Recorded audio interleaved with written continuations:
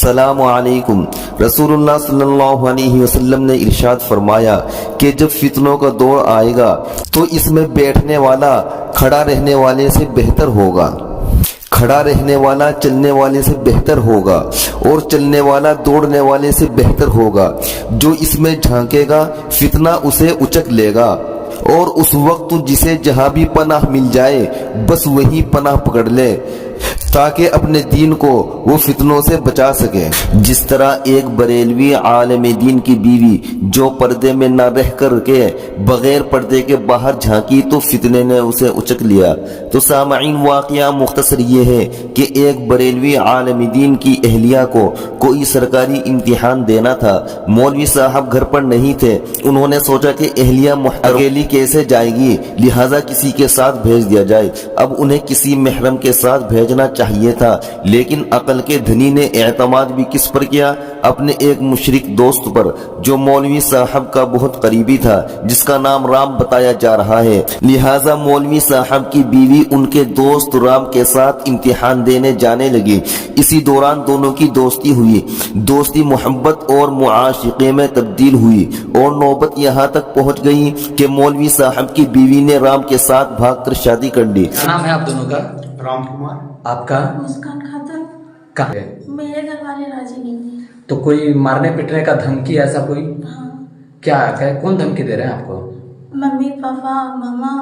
ماما؟ ماما کون ہے آپ کے؟ ماما۔ پولیس وبھاگ سے ہے۔ ہاں۔ کیا نام ہے آپ کا؟ تھوڑا تیز بولیے گا۔ مسکان۔ مسکان کماری۔ کہاں گھر ہے آپ لوگوں کا؟ میرا گھر سیال۔ اچھا، آپ لوگ ابھی اس وقت ہندو ریتی رواج کے ساتھ شادی کیے ہیں، ہندو ریتی رواج کے ساتھ شادی کیے، تو آپ نے ہندو دھرم کو اپنایا، تو کیوں اپنایا آپ نے ہندو دھرم کو؟ ہم کو سنسکرت طرف سے اچھا لگا اس لیے۔ اس کا سنسکرتک اچھا لگا اس لیے آپ ہندو دھرم کو اپنایا۔ تو کیا یہ شادی آپ لوگ اپنے مرضی سے کر رہے ہیں؟ اچھا، اس پہ کوئی آپ لوگوں کا کسی کا دباؤ میرے طرف سے ہے۔ نہیں؟ مطلب لڑکا کے دباؤ میں آ کر کے تو شادی نہیں کر رہے ہیں نا؟ اس کے علاوہ کسی کا دباؤ ہے کیا؟ مطلب گھر والا سے کسی سے ڈر، کوئی خطرہ؟ کس سے ڈر ہے آپ کو؟ میرے گھر والے سے، میرے موسا مطلب سے، کون کون؟ ماما کیا سے۔ نام بتا سکتے ہیں؟ کون کون ہے؟ میرے موسا، ماما اور پاپا۔ اچھا، ان سے ڈر ہے۔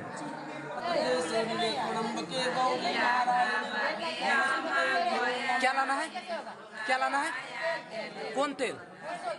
سرسوں تیل۔ اس واقعے کے انجام پانے میں جتنا قصور مولوی صاحب کی اہلیہ کا ہے، اتنا ہی قصوروار خود مولوی صاحب بھی ہیں کہ اگر وہ خود اپنی بیوی کو ایک غیر مسلم کے ساتھ فری ہو کر جانے نہ دیتے تو شاید یہ نوبت نہ آتی۔ سچ پوچھئے تو فارغین مدارس میں بہت سے فضلاء اپنے گھروں تک میں دینی حدود اور شرعی پردے کا اہتمام نہیں کر پاتے۔ اس دن ہم سڑکوں پر کسی داڑھی ٹوپی والے کو دیکھتے ہیں کہ وہ اپنی بائک کے پیچھے اپنی جوان سال اہلیہ کو بغیر نقاب اور بنا پردے کے لیے جا رہا ہوتا ہے۔ مولوی کی بیوی گھر سے باہر اکیلی جائے یا غیر محرم کے ساتھ جائے یا اپنے شوہر کے ساتھ ہی بے پردہ ہو کر جائے، یہ نہایت افسوس کی بات ہے۔ اب تو بہت سے ماڈرن قسم کے مولوی حضرات اپنی اہلیاؤں کو سرکاری یا غیر سرکاری نوکری کے لیے بھی باہر جانے کی اجازت دینے لگے ہیں، بلکہ خود محنت کر کے نوکری دلوانے کی کوشش کرتے ہیں۔ یاد رکھیے، تنہا عورت شیطان کا سب سے پسندیدہ شکار ہوتی ہے، لہٰذا خود کمائیے۔ شریعت نے عورت کا نان و نفقہ مرد کے ذمے باندھ رکھا ہے، اسی بنا پر اسے قوام ہونے کا شرف حاصل ہے۔ اگر کوئی نوکری کروانی ہی ہے تو گھر کی چار دیواری میں رہ کر کی جانے والی نوکری کروائیے۔ دین و شریعت سے دور رہنے والے ایک دنیا دار عام مسلمان کی زندگی اور ایک عالم دین کی زندگی میں واضح فرق ہونا چاہیے۔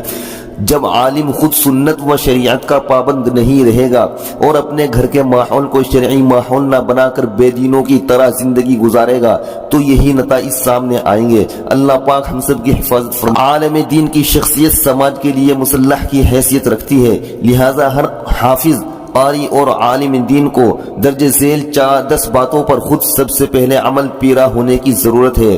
نمبر 1، اپنی شادی بالکل سادہ انداز میں شریعت کے مطابق کیجیے، نہ بارات لے کر جائیے اور نہ جہیز کا مطالبہ کیجیے۔ نمبر 2، نکاح کے لیے ایسی لڑکی کا انتخاب کیجیے جو پڑھی لکھی ہو، دینی تعلیم سے آراستہ، صوم و صلات کی پابند لڑکیوں کو ترجیح دیجیے۔ نیک عالمہ ملے تو اور بہتر ہے۔ नंबर 3, अगर आपकी शादी किसी अनपढ़ और बेदीन लड़की से हो गई है तो 1 आध साल घर में रहकर खुद उसको पढ़ाइए, तजवीद के साथ कुरान पाक पढ़ाइए। उर्दू मजबूत कराने के बाद सीरत, तारीख इस्लाम, तौहीद की अहमियत, रिसालत, शिरक की मजम्मत, पर्दे की शरई हैसियत, शोहर के हकूक, अल्लाह और रसूल की मोहब्बत जैसे अहम मौज़ूआत पर मुश्तमिल किताबें पढ़ाइए। नंबर 4, शादी के बाद अपने बड़े या छोटे भाइयों, चचाजाद, फूफीजाद, खालाजाद और जीजा सभी की निगाहों और दस्तरस से अपनी अहलिया को दूर रखिए और नासिहाना अंदाज में समझाते रहिए। नंबर 5, अपने दोस्तों को घर के दाखिली हिस्से में मत लाइए, उनके लिए बाहर बैठक का इंतजाम कीजिए या फिर घर के बाहर तक ही दोस्ती रखिए। नंबर 6, अपनी अहलिया को उसके जीजा, खालू या फूफी के यहाँ तन्हा मत छोड़िए। मीके में भी 2-4 रोज से ज्यादा तन्हा मत रहने दीजिए। अगर रहना मजबूरी ही हो तो आप भी उसके साथ रहिए, फिर ख्वाह महीनों तक रहिए। नंबर 7, अहलिया को घर से बाहर तन्हा मत जाने दीजिए और ना ही किसी गैर महरम के साथ। नंबर 8, अपनी अहलिया को ऐसी सरकारी या गैर सरकारी नौकरी करने की इजाजत मत दीजिए जिसके लिए घर से बाहर निकलना पड़े। नंबर 9, अपनी अहलिया को नमाज रोजे की पाबंद करने की तरगीब देते रहिए। नंबर 10, अपने घर में घर की तमाम महरम औरतों के सामने गैर महरम ख्वातीन हो तो पर्दे के साथ दिन में किसी वक्त या किसी नमाज के बाद 5 मिनट की दीनी तालीम जरूर कीजिए। तो सामाईन, आज की वीडियो में बस इतना ही। अल्लाह ताला हम तमाम मुसलमानों को मुकम्मल दीन पर चलने वाला बनाए।